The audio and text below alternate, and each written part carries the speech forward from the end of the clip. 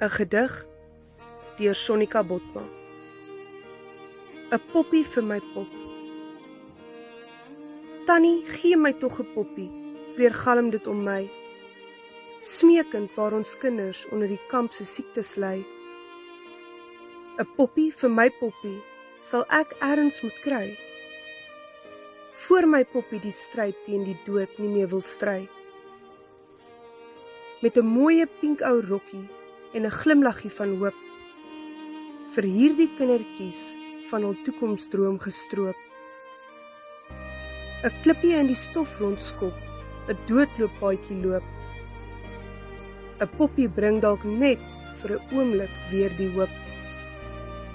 'n sagte poppie om vas te klou en die bangheid uit haar hart te hou. Voor die dood sy arms om hierdie lyfie vou, vir 'n oomblik haar waardigheid te hou. 'n poppie vir my poppie, om haar na die ewigheid te vergesel. 'n glimlag poppie, wat vir haar vriendelik roep vaarwel. 'n poppie vir wie sy van haar lyding kan vertel. 'n poppie wat bly glimlag deur al die kampe hel. 'n poppie vir my poppie, om haar te troos deur die nag. 'n poppie om mee te speel, terwyl sy op haar einde wag. 'n maat vir die ellelange ure van die dag. 'n poppie is waarna my poppie op hierdie oomblik smag.